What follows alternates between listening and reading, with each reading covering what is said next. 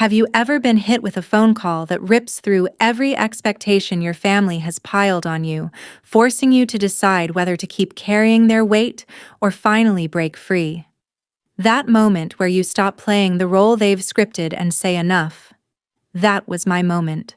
I'm Connie Bailey, 28, a nurse in Wichita, Kansas, who's clawed her way to a steady life. One Tuesday afternoon, my phone rings. It's my sister. "I've quit my job," she says, cool as if it's nothing. "I need 6 months to find myself. You'll cover the family rent, car, my kids' expenses, everything." She lists it $2,400 for rent, $500 for the car, $1,000 for bills, $4,000 for some wellness retreat. Nearly $8,000 a month. 6 months, $48,000. Her tone assumes I'll just nod like always. My heart pounds, fingers gripping the phone. Years of bailing her out flash by, her emergencies, my savings drained. This time I type back, "That's not my burden." The silence after feels like a storm brewing. What came next broke everything. So friends, this is Connie's story. A raw fight to break free from toxic family patterns and reclaim her life. Drop a comment, what hit you hardest? Where are you watching from? Our global community thrives on these real stories. If this moved, you hit like, share with someone who needs it, and subscribe for more. Your support fuels these powerful tales. Thank you. My phone stayed silent for maybe 10 seconds after I sent those words. "That's not my burden." Then it erupted, vibrations piling up like a storm. My sister Tara Bailey fired back with a string of texts, each one sharper than the last. "What do you mean, not your burden? You owe us, Connie. We're family." Her voice memos followed her tone, swinging from rage to fake tears. "You can't just abandon me and my kids like this." I sat frozen on my couch in my small Wichita apartment, heart racing, knowing this was only the start. I'm a nurse working long shifts at St. Francis Hospital, piecing together a life I fought hard for. 12-hour days, patients leaning on me, yet I always managed to keep my head above water, bills paid, savings growing, a modest 1-bedroom that's mine. But Tara, she's my opposite, always has been. My sister, Tara Bailey, 31, mother of 2, floats through life expecting handouts. Her job at a boutique marketing firm was the latest in a string of gigs she'd quit when things got too stressful. Her kids, Mia and Ethan, are sweet, but Tara leans on that as leverage, always dangling their needs to guilt me into opening my wallet. For years, I've been the family's safety net, not by choice, but by design. It started small, $100 for groceries here, $200 for a car repair there. "I'll pay you back," Tara would say, all sugar, but those promises never materialized. My mother, Virginia Bailey, always backed her. "Connie, you're doing so well," she'd say, her voice warm but pointed. "Tara's struggling, be a good sister." I'd bite my tongue, send the money, and watch my savings shrink while Tara posted about new clothes or weekend getaways on Instagram. My father, Benjamin Bailey, stayed out of it, living an hour away in Topeka, calling occasionally, but never stepping into the mess. He'd rather avoid the drama than confront it. This time, though, Tara's demand was different, bigger, bolder, a line I couldn't ignore. $48,000 over 6 months to bankroll her reset rent at $2,400, car payments at $500, $1,000 for bills, plus that ridiculous $4,000 retreat, and her kids' expenses, school fees, clothes, activities piled on top, like I'm their second mom. I stared at her texts, her entitlement burning through the screen. "You just got a raise?" she wrote. "You can afford it. Family steps up." My stomach twisted. Afford it? I'm a nurse, not a millionaire. My raise barely covered rising rent and groceries. I didn't reply right away. My shift was starting in an hour, and I needed to focus. Patients don't wait for family drama. But Tara's messages kept coming, each one a jab. "You're so selfish, Connie. My kids need stability." Then Mom chimed in, her number flashing on my screen. I let it go to voicemail, already knowing what she'd say. When I finally listened, her voice was calm but heavy with that familiar guilt. "Connie, call your sister. She's in a tough spot. You know she's not like you. She needs help." Not like me. That phrase again, the one that's followed me for years, implying I'm the strong one, so I should carry the weight. I tossed my phone on the counter, grabbed my scrubs, and headed to work. The hospital was a blur, vitals charts patients calling my name, but Tara's words clung to me like damp air. By the time my shift ended at 9 p.m., my phone was a battlefield.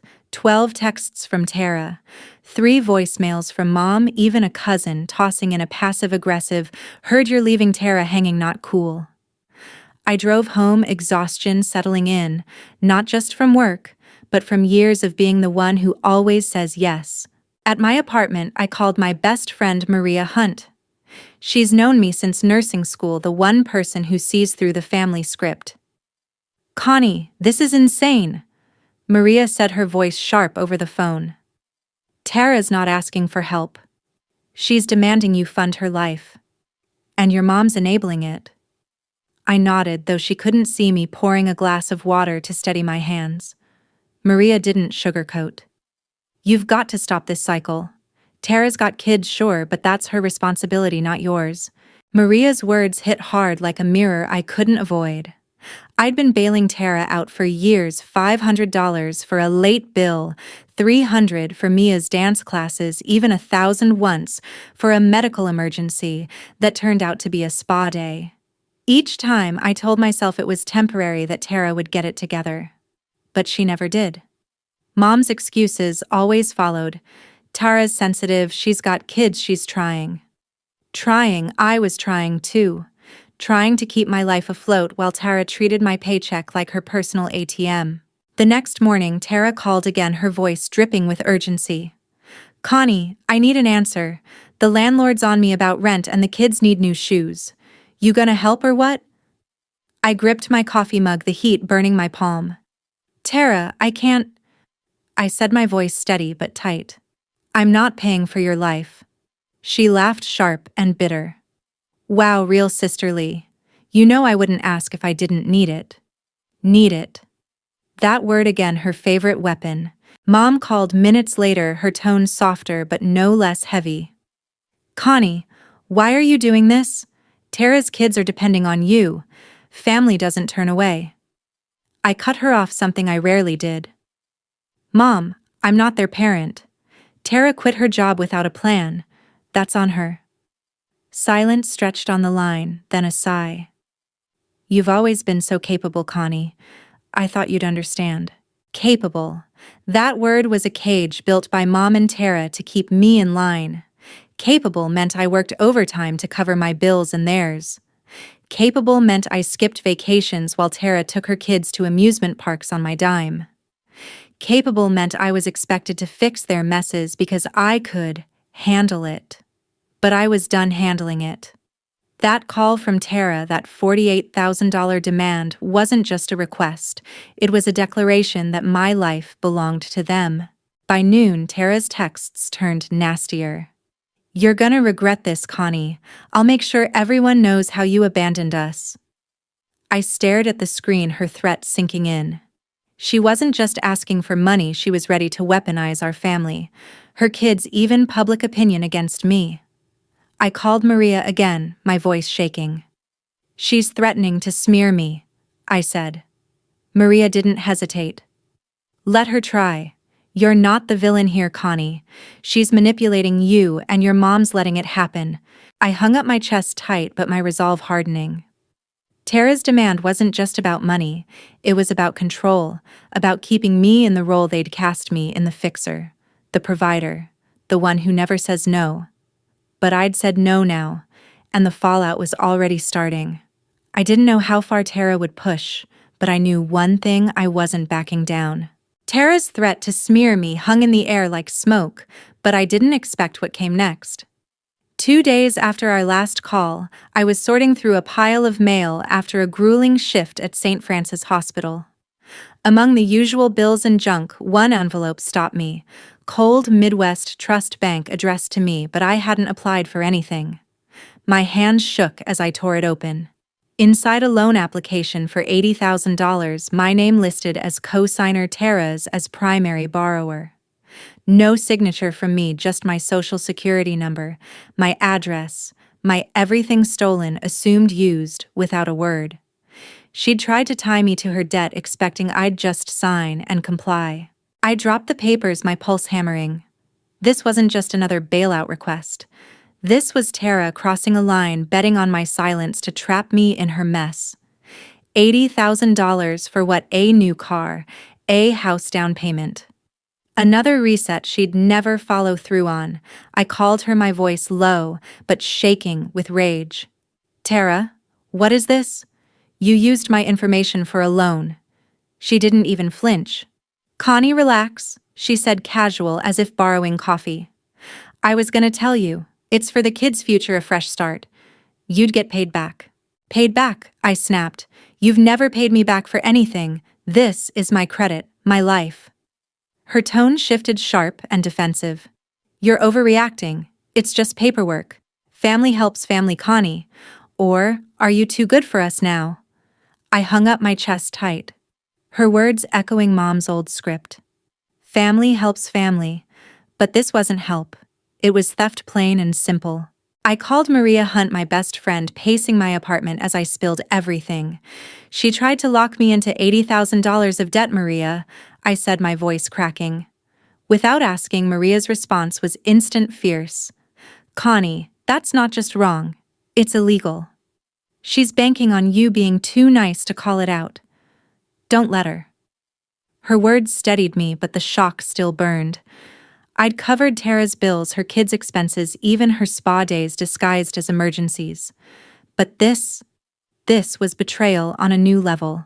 By morning, Mom was on the phone, her voice heavy with that familiar disappointment. Connie, Tara told me about the loan. Why are you making this a big deal? She's desperate, trying to stabilize for Mia and Ethan.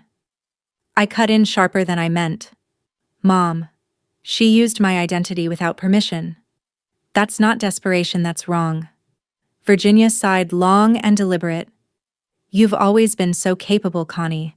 I thought you'd want to help your sister, especially for the kids. There it was again, capable, the word that chained me to their expectations. I didn't back down.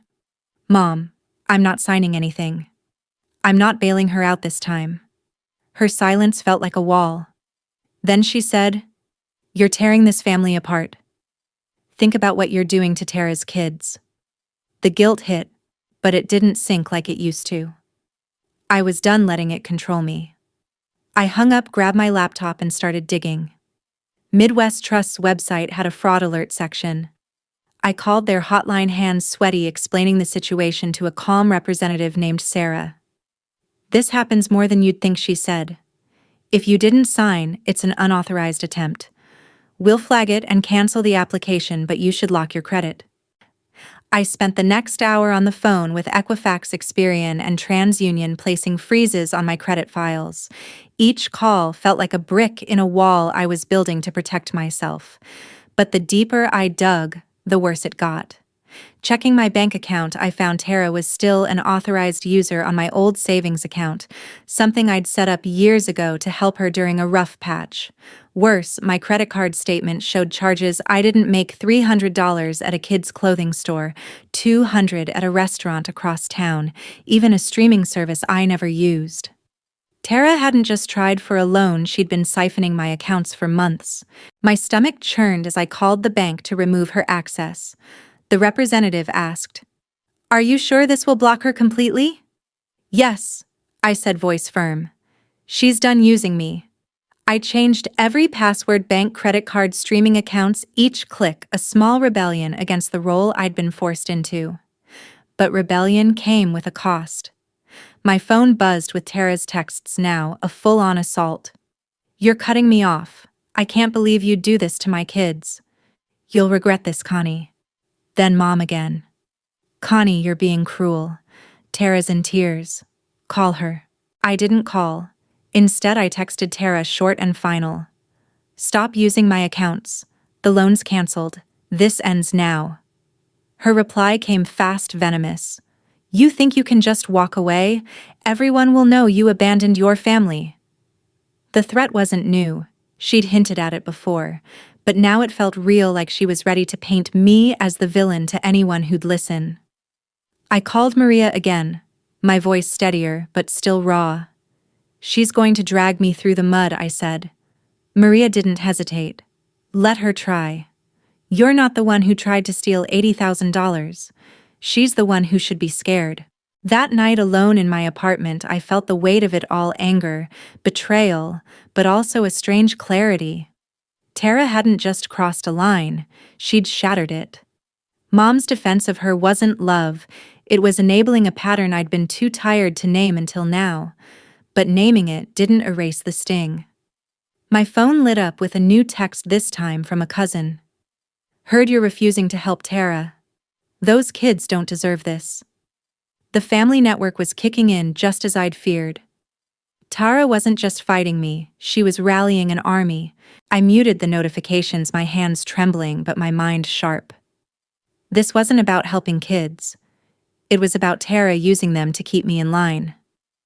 I opened my laptop again, searching for apartments in Richmond, Virginia. I'd been offered a transfer to a bigger hospital there months ago, but hadn't decided. Now it felt like the only way out. Not just from Tara's demands, but from the whole system that expected me to sacrifice my life for hers.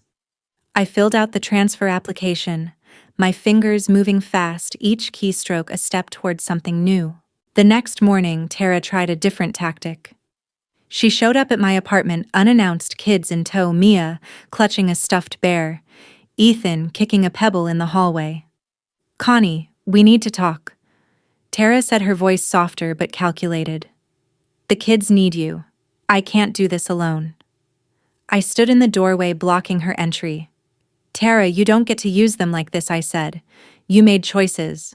I'm not fixing them anymore. Her face hardened, but Mia's small voice cut through. Aunt Connie, are you mad at us?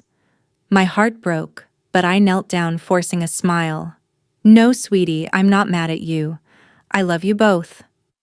I stood facing Tara. But this is on you, not me. Tara grabbed the kid's hand, storming off, her voice loud enough for neighbors to hear. You're heartless, Connie.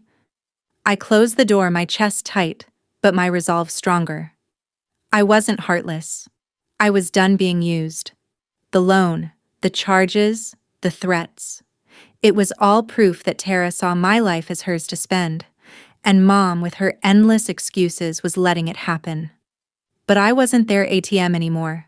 I was Connie Bailey, and I was choosing myself. Tara's parting words, calling me heartless in front of her kids, echoed as I shut the door, but I wasn't turning back. That loan application, her unauthorized attempt to chain me to $80,000 of debt, was the final straw.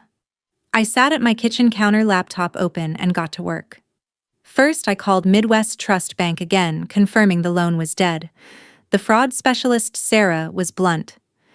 You've dodged a bullet, Connie, she said. But check everything: accounts, cards, anything she might have touched. I did, and the deeper I looked, the uglier it got. Tara wasn't just on my savings account. She'd linked my credit card to her phone's payment app.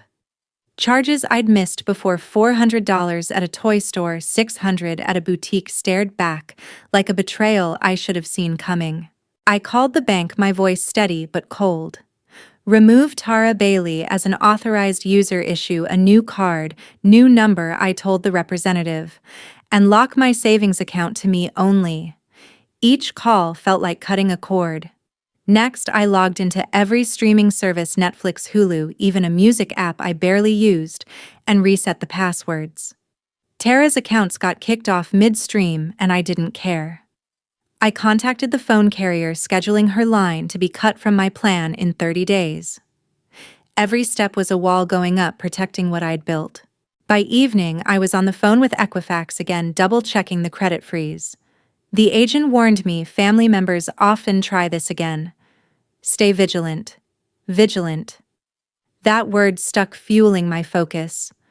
I wasn't just locking accounts, I was locking Tara out of my life. But the fallout came fast. My phone buzzed with a flood of texts from Tara. You're cutting me off completely. You're disgusting, Connie. Then Mom, her voice in a voicemail sharp with judgment. Connie, this is too far. Tara's struggling and you're freezing her out. Those kids need you. I didn't respond. Instead, I opened the hospital's transfer portal and finalized my application for Richmond, Virginia. The job, a step up to a supervisory nursing role at VCU Medical Center, was confirmed within hours. I'd start in 2 weeks. Packing started that night, my one-bedroom apartment turning into a maze of boxes. Each item I taped shut felt like a piece of myself I was reclaiming. But the family didn't let up. Tara took to social media, her posts vague but pointed. Some people turn their back on family when they need you most. Blood doesn't mean loyalty.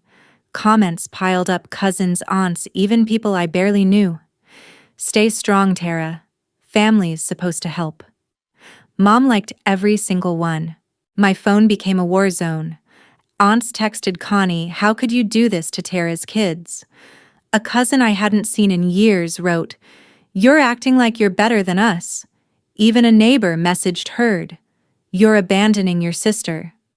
That's cold. Tara had spun a story and the family bought it, painting me as the selfish one who'd left her and her kids to drown. I muted the group chats, but the sting lingered. It wasn't just Tara's betrayal, it was the whole family piling on, assuming my role was to sacrifice. Maria Hunt came over that night carrying takeout and a bottle of soda. "Connie, they're ganging up because you're breaking their system," she said, setting the food on my coffee table. "Tara's not the victim, she's the one who tried to misuse your identity. And your mom's enabling it." I nodded, picking at the fried rice. "It's not just the money," I said. "It's like they think my life exists to fix hers." Maria's eyes were fierce. "They're mad because you're done playing their game. Keep going. Richmond's your fresh start." The next day, Tara tried again, this time with a voicemail, her voice softer, almost pleading. "Connie, I didn't mean for it to go this far. I just need help for the kids. Can we talk?" I listened, my heart twisting. Mia and Ethan didn't deserve this mess. But Tara's words were a trap, the same guilt she'd used for years. I texted back, short and final, "No more, Tara. Handle your own life." Her reply was instant, back to rage. "You'll pay for this, Connie. Everyone sees who you really are." Mom called again, her tone a mix of disappointment and urgency. "Connie, you're breaking this family apart," she said. "Tara's kids are suffering because of you. I raised you better than this." I gripped the phone, my voice low. "Mom, she tried to tie me to $80,000 of debt without asking." "You're defending that?" Silence, then a sigh. "You're too hard on her, Connie. She's not strong like you." Strong. That word again, a chain disguised as a compliment. I hung up, done with the script. The family's attacks didn't stop. A group text from cousins demanded I fix this for Tara's kids. An uncle called, lecturing me about family duty. Tara posted again a picture of Mia and Ethan looking sad, captioned, "When family abandons you, you learn who really cares." The comments were brutal, hundreds of likes, dozens of strangers calling me out without knowing my name. I wanted to scream, to post my side, but I didn't. Fighting on their terms would only pull me back in. Instead, I focused on Richmond. I signed a lease for a small apartment near the hospital, a one-bedroom with a view of the James River. I sold my old furniture, keeping only what fit in my car. Each decision was a step away from Wichita, from Tara, from the role I'd been forced into. But the guilt still clawed at me, especially when I thought of Mia and Ethan. I sent them a small care package, books, crayons, a note saying I loved them, but I addressed it to their school, not Tara's house. I wasn't letting her twist my gestures. A week before the move, my father, Benjamin Bailey, called. He rarely got involved, but his voice was calm, different. "Connie, I heard about the loan," he said. "I'm proud of you for standing up. Your mom and Tara, they've leaned on you too long." I swallowed, surprised. "Dad, they're saying I'm abandoning the kids." He paused, then said, "You're not. Tara made choices. You're not her bank." His words were a lifeline, a rare moment of someone in my family seeing my side. The day I loaded my car, Tara showed up again, unannounced, alone this time. "Connie, you're really leaving?" she asked, standing in the parking lot, arms crossed. "You're running away from us." I closed the trunk facing her. "Tara, I'm not running. I'm living my life. You don't get to control it anymore." She scoffed, but her eyes flickered with something, fear maybe. "You'll miss us when you're alone," she said, walking away. I watched her go, my heart heavy but my choice clear. Driving out of Wichita, my car packed with boxes, I felt a mix of dread and freedom. The family's voices, Mom's guilt, Tara's threats. The relatives' judgment followed me, but they were fading. Richmond was waiting, a new job, a new life. I wasn't just leaving a city. I was leaving a role that had never been mine to carry. Richmond hit me like a new pulse. My first week at VCU Medical Center was a whirlwind, new protocols, new faces, 12-hour shifts that left my legs aching but my mind sharp. My apartment, a small one-bedroom near the James River, was bare, but mine furnished with a thrift store couch and a bed I'd splurged on for comfort. No trace of Tara's chaos, no family demands waiting in my mailbox. For the first time, I woke up without checking my phone for guilt trips. But the silence didn't last. Tara's texts started the day I unpacked. "Connie, you really left us. My kids are asking for you." Her words stung, not because I believed her, but because Mia and Ethan were caught in her mess. I didn't reply. Instead, I blocked her number, a move I'd never dared before. My mother, Virginia, picked up the baton, her voicemails piling up. "Connie, you're punishing Tara's kids. Call me, we need to fix this." I listened to one, then deleted the rest. Mom's voice, heavy with disappointment, used to pull me back. Not anymore. Work became my anchor. The hospital was fast-paced, my role as a supervisory nurse demanding but rewarding. My team nurses like Sarah and Jamal welcomed me, their camaraderie built on shared coffee breaks and late-night shifts. Sarah invited me to trivia nights at a local bar. Jamal shared stories of his kids over lunch. These were friendships, not obligations, a stark contrast to the role I'd played for Tara. I started joining them, laughing over bad answers and cheap beer, building a life that wasn't defined by family debt. But Tara didn't let go. She switched to email, bypassing my blocked number. "Connie, the kids need school supplies. You owe them that much." Owe them. That word again, like I was born to bankroll her life. I marked her emails as spam, but she found me on social media posting pictures of Mia and Ethan with captions like, "Family should lift you up, not leave you behind." The comments were brutal, relatives, friends, even strangers piling on. "How can anyone abandon kids like that, Tara? You're so strong." My mother liked every post, her silence louder than words. I muted her account, but the family network kept coming. Aunts sent texts. "Connie, you're breaking your mom's heart." Cousins posted vague statuses about loyalty clearly aimed at me. Even a family friend from Wichita messaged, "Heard you ditched Tara." That's not the Connie I know. I wanted to scream my side, how Tara tried to misuse my identity for $80,000, how she drained my accounts for years, but I didn't. Engaging would only fuel their narrative. Instead, I leaned on Maria Hunt, calling her from my balcony one night. "Connie, they're bullying you into submission," Maria said, her voice fierce over the phone. "Tara's weaponizing her kids, and your mom's enabling it. Stay strong, you're not the bad guy." I gripped my coffee mug, the Richmond skyline blinking in the distance. "It's hard, Maria," I admitted. "I love Mia and Ethan, but I can't keep saving Tara." Maria's response was firm. "You're not abandoning those kids. You're refusing to let Tara use them to control you. There's a difference." Her words grounded me, but the pressure didn't stop. Mom emailed next, a long message dripping with guilt. "Connie, I raised you to put family first. Tara's struggling, her kids are suffering because you left. You're capable, you could help." Capable. That word, always a trap. I replied short and neutral. Mom Tara made her choices. I'm not responsible for them. Her response was icy. You're choosing yourself over family. I hope you can live with that. I could live with it, but it hurt. Each message, each post was a reminder of the role I'd rejected. I wasn't their fixer anymore, but they were determined to punish me for it. I started therapy through the hospital's benefits, a weekly virtual session with a counselor named Lisa. She listened as I poured out the story Tara's demands, the unauthorized loan attempt Mom's guilt trips the family's attacks. Connie, this is financial and emotional manipulation, Lisa said, her voice calm but direct. You're not selfish for setting boundaries. You're protecting your life. Therapy gave me language to name what I'd lived through. Manipulation, not love. Enabling, not support. Each session chipped away at the guilt, replacing it with clarity. I wasn't abandoning family, I was refusing to be their ATM, but clarity didn't erase the ache.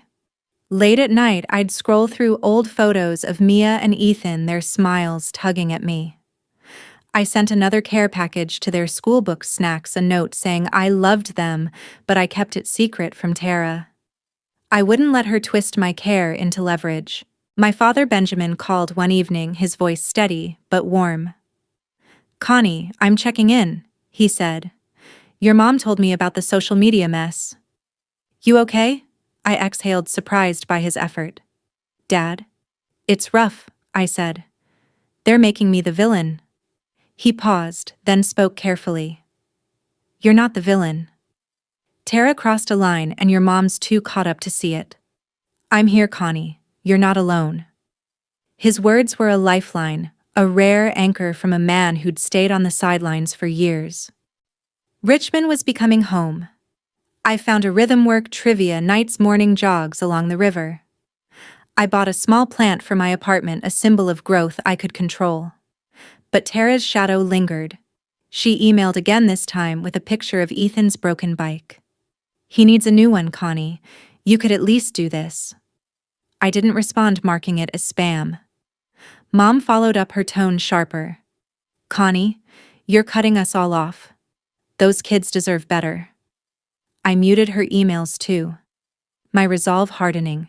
The family's attacks slowed but didn't stop. A cousin texted Tara's struggling to pay rent. You could help. An aunt posted a family photo from years ago captioned, when we were all together. The exclusion was deliberate, a jab at my absence. I kept my distance, focusing on my life. Sarah and Jamal invited me to a barbecue at Sarah's place where I met other nurses, their laughter, a reminder that connection didn't have to come with strings. I started volunteering at a community clinic on weekends, finding purpose in helping strangers without obligation. One night, scrolling through my muted notifications, I saw Tara's latest post, a video of Mia crying, captioned, "When family turns their back, kids pay the price." My stomach dropped. This wasn't just manipulation, it was cruel, using her daughter to shame me. I called Maria, my voice shaking. She's using Mia's tears to get to me, I said. Maria didn't hesitate. Connie, that's low. She's desperate because you're not caving. Keep your boundaries, she'll have to figure it out. Lisa. My therapist echoed Maria the next session. Tara's escalating because she's losing control, she said. You're not responsible for her kid's happiness. She is. I nodded, the truth settling in. I loved Mia and Ethan, but I couldn't save them from their mother's choices. I sent one last package to their school art supplies, a card, but I vowed it would be the last. Tara didn't get to dictate my role anymore. By my third month in Richmond, I felt lighter. Work was challenging but fulfilling, my apartment a sanctuary, my friends a choice, not a burden. Dad called weekly now, asking about my shifts, my new city. You're building something real, Connie, he said one night. Don't let them pull you back. I held on to that even as Tara's emails and Mom's texts piled up in my spam folder. I wasn't their fixer, their bank, their anything. I was Connie, and for the first time, that was enough. 4 months into my Richmond life, I got an email from my mother, Virginia Bailey. Not another guilt trip but a request, a meeting neutral ground, just her, me and Tara. We need to talk, Connie, she wrote. No accusations, just family. I stared at the words, skeptical but curious. Against my better judgment, I agreed, choosing a busy coffee shop downtown where the hum of strangers would keep things civil. I called Maria Hunt before I went, my voice tight. This feels like a trap, I said. Maria was blunt. It might be Connie. Stay firm, they'll push. I nodded, gripping my phone, ready to face whatever came. The coffee shop was packed, tables buzzing with chatter. I arrived early, claiming a corner booth, my coffee cooling as I waited. Virginia walked in first, her coat buttoned tight, her face a mix of hope and strain. Tara followed, her posture stiff, no kids this time, no Mia or Ethan to use as props. They sat across from me, the air heavy before a word was spoken. Connie, Virginia started, her voice soft but deliberate. We're here to fix this. Family doesn't just walk away. I sipped my coffee, staying quiet, letting her words hang. Tara leaned forward, her eyes sharp. You've made your point, Connie, she said. You're living your big life in Richmond, but you left me and my kids in the dust. You think that's fair? Her tone wasn't apologetic. It was accusatory, as if I'd stolen something from her. I kept my voice even. Tara, you tried to tie me to $80,000 of debt without asking. You used my accounts, my credit, my name. That's not family, that's betrayal. Her jaw tightened, but she didn't deny it. I was desperate, she said, glancing at Virginia. I thought you'd understand, being my sister. Virginia jumped in, her hand reaching across the table. Connie, she made a mistake. She's struggling with 2 kids to raise. You're doing so well, can't you help just a little? There it was, the same script. I pulled my hand back, my chest tight, but my resolve firm. Mom, I've helped for years, I said. Thousands of dollars, groceries, rent, clothes for Mia and Ethan. And what did I get? Tara using my identity, you defending her, and a family calling me selfish for saying no. Virginia's eyes softened, but her words didn't. You're strong, Connie. Tara's not like you. She needs support. I laughed, sharp and bitter. Strong doesn't mean I'm your bank, I said. Tara's choices aren't my burden. Neither are her kids. Tara's face flushed, her voice rising. You're abandoning Mia and Ethan. They love you, Connie. I leaned forward, matching her intensity. I love them too, Tara. That's why I sent them books, supplies, notes directly to their school, not you. But you don't get to use them to guilt me anymore. The table went silent, Virginia's eyes darting between us, Tara glaring like I'd slapped her. I pushed on, my voice steady. You both expect me to carry your weight, but I'm done. I've locked my accounts, frozen. My credit moved to a new city. This stops here. Virginia's face crumpled, her voice low. Connie, you're cutting us out. Family doesn't do that. I met her gaze, unflinching. Family doesn't steal from family, Mom. Family doesn't demand someone's life to fix their mistakes. I'm not cutting you out. I'm choosing me. Tara scoffed, standing to leave. You're heartless, Connie. Good luck being alone. She stormed out, leaving Virginia behind. My mother sat frozen, then whispered, I just wanted us to stay together. I shook my head, my throat tight. Mom, together doesn't mean I sacrifice everything. I deserve a life too. I stood, leaving cash for the coffee, and walked out. The door closed behind me, and with it the last thread of their hold. Back in my apartment, I sat on my couch, the weight of that meeting sinking in. No apologies, no accountability, just the same demands, the same script. I called my father, Benjamin Bailey, needing his steady voice. You did the right thing, Connie, he said. They'll keep pushing, but you're not wrong for stopping this. I exhaled, his words a small anchor. Dad, it hurts, I admitted. I love them, but I can't keep doing this. He paused, then said, You're not alone, Connie. I'm here, and you've got your life in Richmond. Build it. I hung up, staring at my phone. No new messages from Tara or Virginia, just silence, a silence I'd fought for. Therapy with Lisa helped me process it. "You've ended a cycle of manipulation," she said in our next session. "It's painful, but it's freedom." She was right. Cutting them off wasn't cruelty, it was survival. I blocked their emails, their numbers, their social media. No more posts of Mia crying, no more guilt trips from mom. I was done. Richmond became my sanctuary. My job at VCU Medical Center grew steadier, my team, Sarah Jamal, others becoming a chosen family. We shared barbecues, movie nights, moments that didn't demand my wallet or my soul. I volunteered more at the community clinic, finding purpose in helping without strings. Dad called weekly our talks now about my life, not Tara's chaos. He even planned a visit, something he hadn't done in years, but the loss lingered. I'd check my spam folder sometimes, seeing Virginia's emails pleas for contact updates about Tara's struggles. I didn't open them. Tara's last message before I blocked her was a photo of Ethan's birthday captioned, "You missed this." It hurt, but I didn't reply. Loving them didn't mean I owed them my life. I'd given enough. This journey taught me something I wish I'd known sooner. Family isn't a blank check. For years, I thought love meant saying yes, fixing their messes, draining myself to keep them afloat. But love doesn't mean erasing yourself. Tara's attempt to misuse $80,000 of my credit wasn't just a mistake, it was a wake-up call. Virginia's endless defense of her wasn't support, it was enabling. And I, by saying no, wasn't selfish, I was brave. To anyone watching, hear this, you're allowed to say no.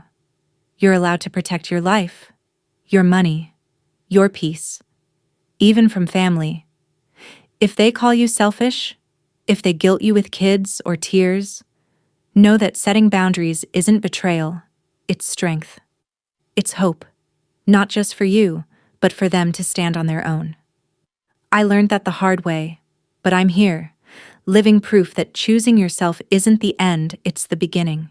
So friends, this was my story, Connie Bailey's fight to break free and reclaim my life.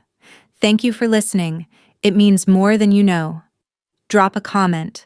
What part hit you hardest? Where in the world are you watching from? Our community thrives on these real stories, so hit that like button, share this with someone who needs it, and subscribe for more. Your support keeps these tales alive, and I'm grateful for every one of you.